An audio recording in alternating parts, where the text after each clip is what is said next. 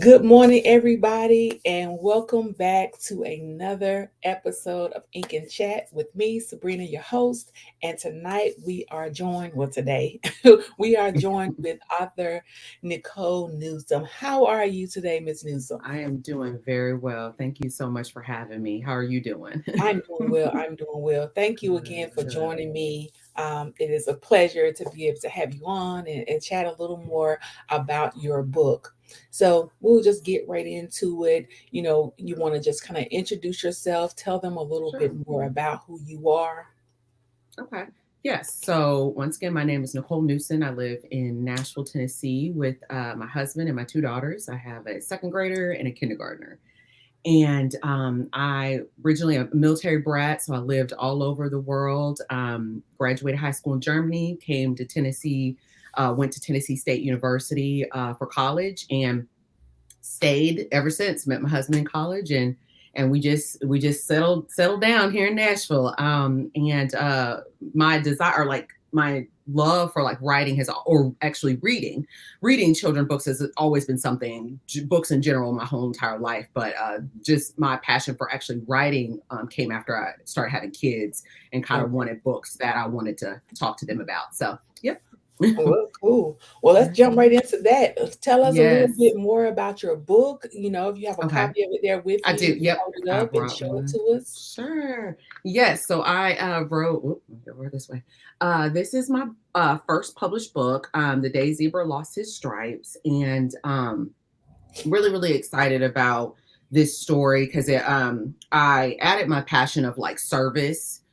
In this book, so I love mission work. I love service work. I've went on a lot of mission trips, and so serving the community, serving people has always been a passion of mine. And I just wanted, found a way to kind of incorporate it into a really cute story about Zebra losing his stripes and kind of gaining it back as he is serving his community and serving others. So that was kind of where this book kind of came from.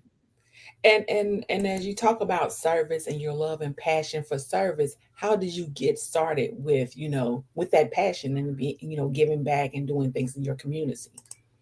Yeah, so my mom has always been one who loves to serve other people. She currently has a mobile soup kitchen, and she used to have Oh, like a brick and mortar soup kitchen. And so she's always been someone. She's in the military, retired now, but she's always been someone who has loved to serve. So Thanksgiving, you get up and we're going to serving someplace. So that's always been a passion of mine. Also, as I um got older, I found that, when you're going through struggles and different things in your life, the time that I'm least thinking about myself, least thinking about my circumstances, situations, was when I was serving other people. And so, whenever I was going on a mission trip, I wasn't thinking about what was going on back home and what I didn't have, what I needed, whatever, when I'm there serving someone else. So, yeah, it kind of was instilled in me a very young child with my mom, but it's just become a huge passion just in my own personal life as well.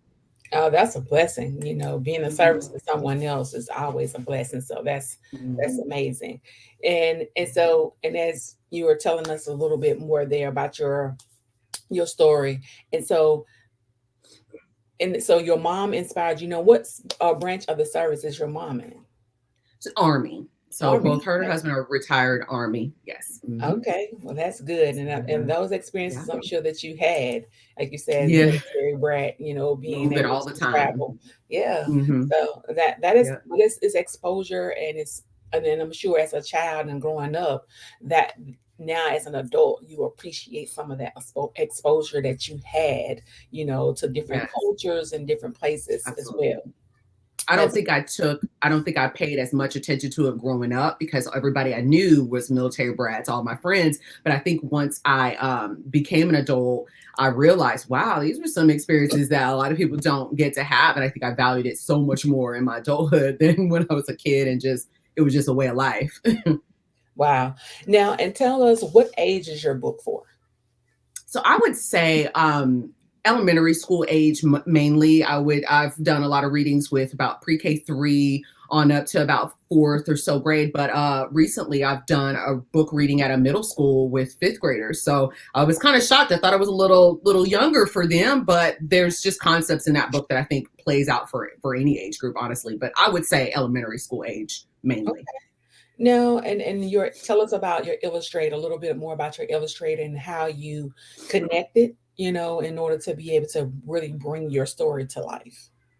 Right. So, when I started this process, I had no clue what I was doing. So I joined Mascot Books, which is the publishing company that I went with, and they had multiple illustrators on hand that they use. And so I got to pick. I didn't actually personally know my illustrator. I never really got to meet him or anything, but I got to look at some of his work and kind of pick him that way, and just had a real passion for what the style that he the way that he did his illustrations. So picked him, and I went with my publisher. You don't really have a lot of interactions with the illustrator. You do a lot through them, and then they bring it to the illustrator. So I just basically, as he would send me things, I would just kind of make edits and show, different things that I wanted to see. So it was kind of limited in my direct exposure with the illustrator, but I did get to voice how I want things to be done. And so in that process, having Mm-hmm. kind of in a sense a middleman, Mm-hmm. how did that make you feel in a sense of Mm-hmm. control when it came to Right. having that, being able to have that direct conversation with your illustrator? Right. Well, I guess because it was my first time, and I'll tell you a little bit more about this later, but I'm actually in the process of the second book. So, and I've used the same illustrator the second book as well. Okay. Um I wasn't really sure what to expect. So I figured this is just the way you do it. But I do feel like sometimes things can get lost in translation when you do have a middleman. So being extremely clear in your direction. So I would send something and then it would come back and I'd kind of go, that wasn't exactly. So let me send some pictures to kind of correspond with it so you can kind of get an idea of what I was trying to say. So yeah, there's some pros and then there are some cons to it because you're not directly speaking to that person. So you just Well, have to be extremely detailed in what you're wanting to see. yeah. And so, and Mhm. with you using a publishing company versus, completely, I still see it's because you sound like you use a small publisher. Um, Mhm. it's still, in my eyes, on a self-publishing realm. You just hired somebody, Yes. you do pieces. So Yes. how was it working with this publisher to really help bring things to life for you? Yes. So Mascot Books is a hybrid. It's a I guess they consider themselves hybrid in a sense. But it is definitely self-publishing, but they just kind of guide you through that process. I think it was a really great experience for me because I didn't know what to do coming in. So I kind of needed a lot of that guidance and that support of this is what we're gonna do first, this is what we're gonna do next. I kind of needed that help because I think for me, it took me so long to jump into actually publishing a book because I let a lot of fear and I let a lot of I don't know what to do stop me. So Yeah. having that guidance along the way definitely kept me on track to getting, this goal completed. Well, that's good. That is amazing because, one thing for sure in this process, we most definitely need to be able to have some mentors, some coaches, Mhm. so, some guidance to be able to help us along the way. So that is great that you reached out, to help somebody get you, on your way. And now that you are a published author. Right. Yes. And tell me a little bit more about your writing style and your journey with your first book. Okay. So, uh, about, I would say 4 or 5 or so years ago, I started just kind of writing stories. I have quite a few written, but I never did anything with them. Anytime I'm writing, I'm always thinking about what I want to say, like kind of what I would want to say to my daughters, what I think other parents would want told to their children, just kind of different morals, different things I want them to live by. So I'm always in the back of my mind thinking about what concepts, what things would I want said to my children, and I'm assuming most parents would want said to their children as well. So I always keep that in the back of my mind. I'm also thinking about these first two books have animals, but thinking about books that showcase kids that look like my kids as well. So I'm always keeping that in the back of my mind of just what I want put Right, out in front of my own daughters as well. right. Mhm. And so that's leading to the next question because you said this with these your first two books about animals. Why did you Yes. choose animals versus actually choosing more of a human being type to talk about Right. service and things like that in your first Right. book? This is such a great question because I did go back and forth and struggle like, oh man, I'm an African American and I need to put a book out that, has a little black girl, a little black boy. Like I really struggle with that thinking like my first book, should it have been a kid? Should it have been, and ultimately I knew that because service was so big in my life, and this concept that came to me, this story of this animal losing something of him that describes, you think of zebra, you're going to see these stripes, Right. I just something just kept making me go back to that particular story. So I said, I'm just going to go with it. I'm going to go with it. And then after I went with it and had really great feedback and people really enjoyed it, I kind of branched off. And the second book was kind of a play into this new animal, new concept. But I Mhm. do think that I'm going there. The next round, it's gonna be people. It's gonna be kids. It's gonna be little black girl, little black boy. I'm ready to go there for Yeah. sure. And it's no wrong or right way, Mm, when it comes right, to it, because, right. you have your that you've had that vision, so it was Hmm. best to stay in that direction, in my Right. opinion, because now Hmm. the story is told the way you see it, and I like the kind of Hmm. spin on the zebra losing the stripes and then regaining them, because that Hmm. visualization helps young kids most definitely, and kind of Right. understanding, like, well, you did X, Y, and Z, so you lose them, but you did X, Y, and Z, something that's positive, so you gain them back, type of thing. I don't even know. I haven't even read Right. your book, but Right, I but you're right on it. but I am gonna order Uh-huh. it for my grandson. But just that concept of being able to, relay the message. I think that's Mhm. that's actually awesome. That is And really, I really will and I will say that even though I did initially go with a child that looked like my child or anything like that, I tried in a lot of my illustrations with this particular book, and especially even with the next book, is that even though the zebra, the animal, it cannot be, a black person or what, whatever. I tried in a lot of the things surrounding it to bring out aspects of. So zebra has locks. I yeah. have locks, my daughters have locks. So I try to incorporate different things of my culture into the story, even though it was an animal. Okay. Well, we Hmm. know most of the times if you're looking at a zebra with some locks, he's a little Little African black. American, little zebra. So Uh-huh. and so now when it comes to diversity in books, what is Mhm. your take on making sure that our children are having more books of diversity in their homes, in the libraries?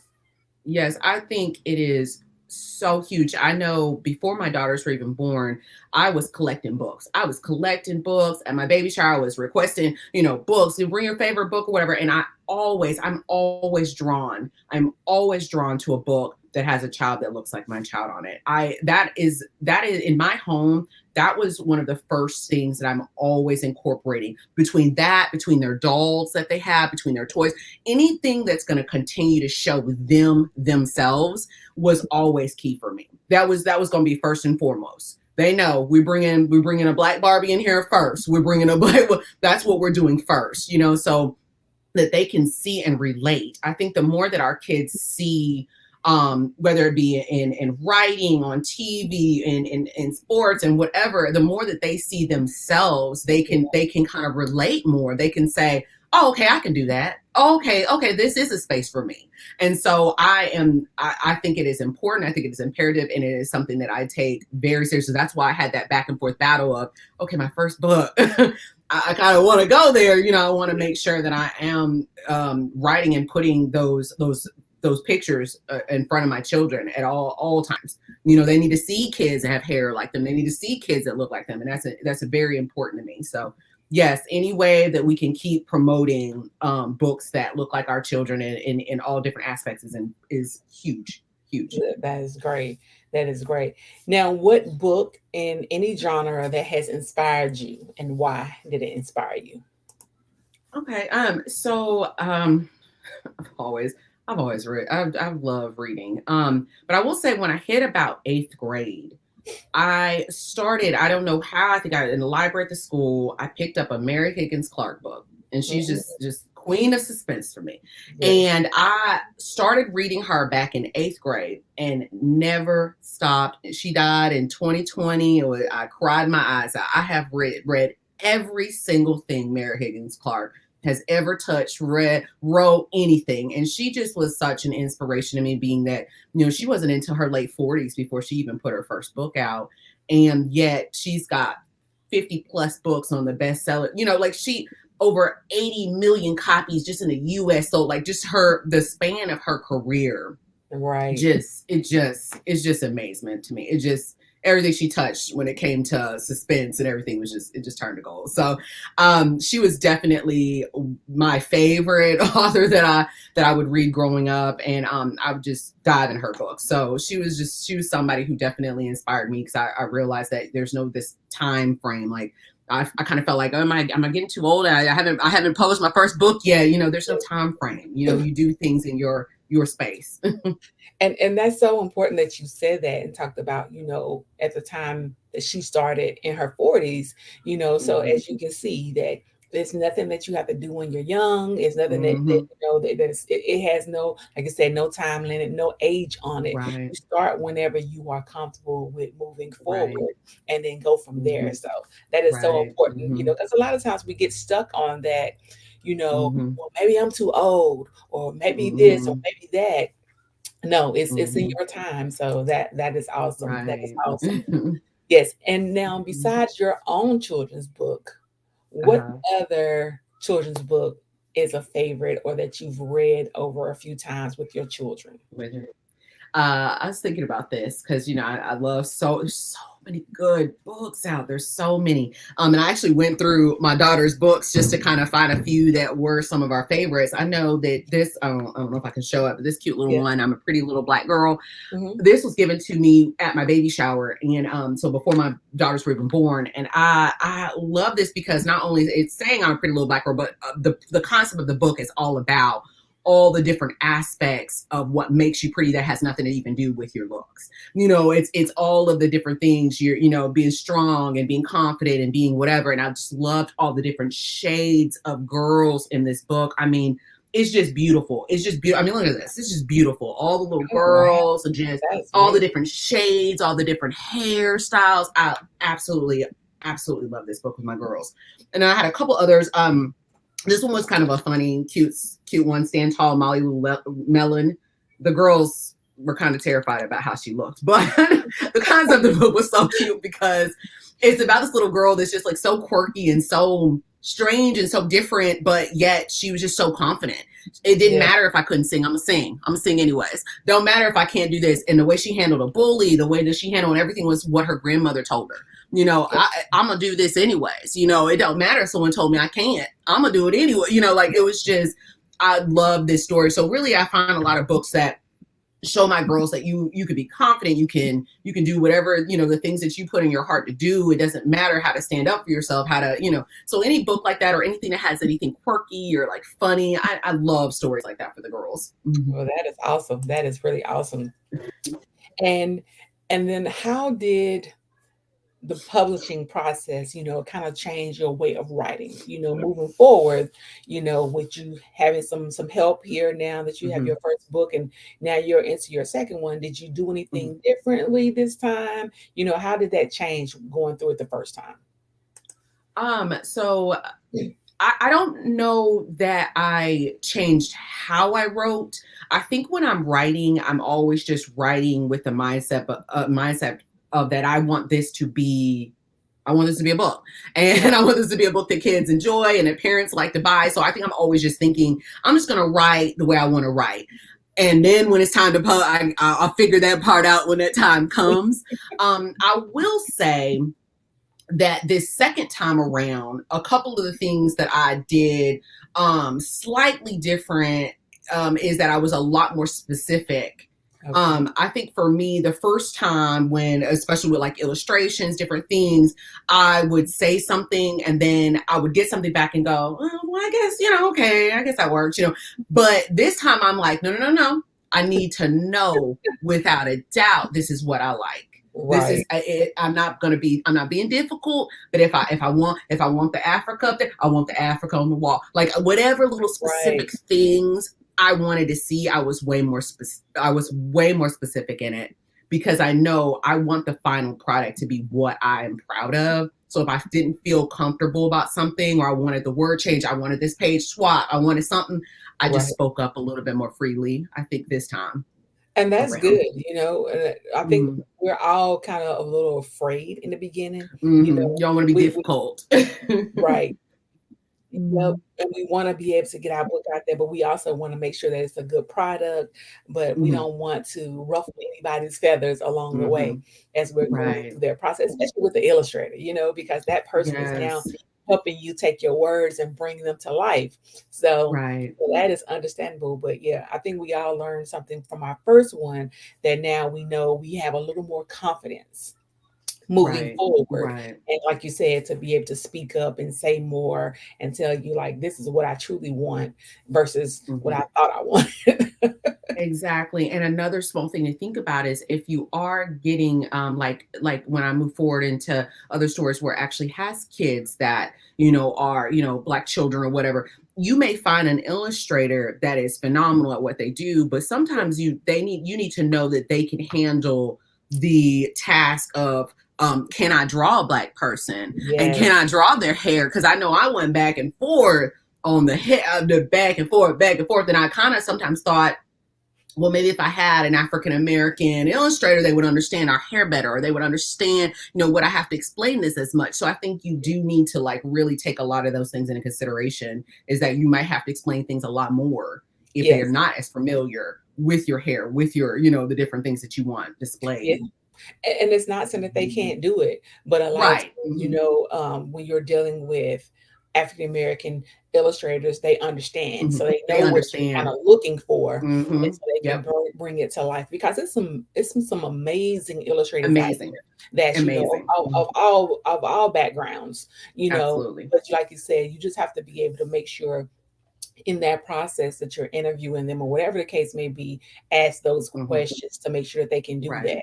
that. Because sometimes Hmm. you get some that say that they can do it, but you Hmm. probably say, well, let me see that. Let me see it Right. first before we can move forward because they, Right.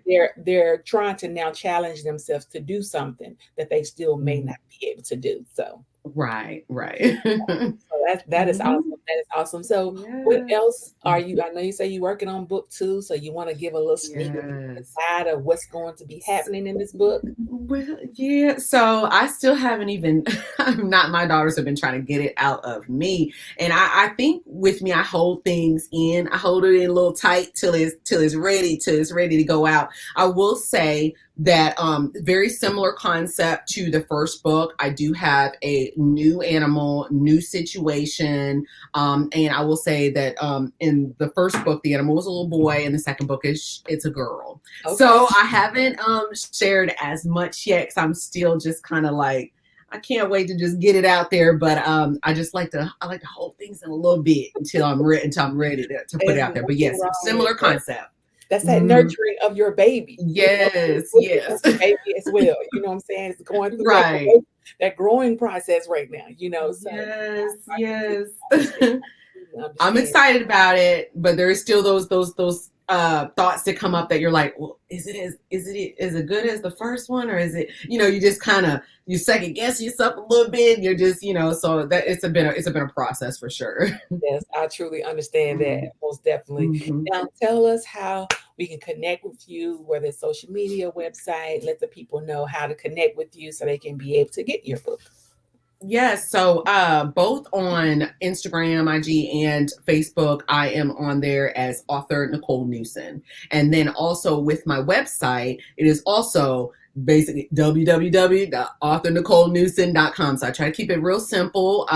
So all three areas is that way. So and then also on IG, if you go into my description box, I have a link tree there, and you can link Mhm. off as well. Hmm. So that's good. Now, before we close Yes. up, do you want Uh-huh. to just maybe show your book again so they can be able to Sure. see the cover? Um, Let me make sure I'm in the. There it goes. yes, Crazy guys, Glasses make sure you jump Smile. over there and support this Yes. new in her book. And do you have any last words for any new inspiring authors that's kind of sitting on the fence and not really sure what they should do or if they should even publish their own books because they have self-doubt. Yes. Oh my God. That was me. That was me. I sat on my story for about 2, 3 plus years Mm. before I did anything with it. And I finally decided what I would say to encourage someone is all of those those doubting feelings in the back of your mind.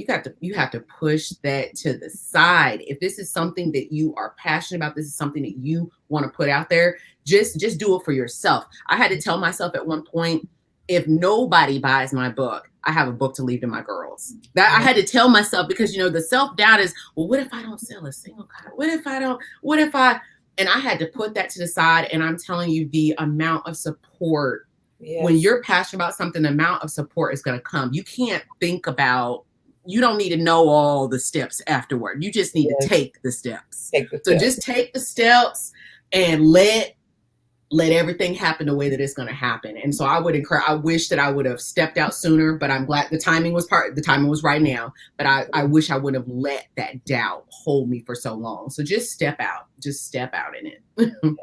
Well, great. Mhm. Thank you again so much, Ms. Newsom, Yes. for joining me Thank you. today. It has been a great pleasure, and I look forward to your next project. Again, Thank everybody, thanks for you. joining me again on another episode of Ink and Chat. We will chat again soon. Until then, continue to ink the world. Bye bye. Thank you. Bye.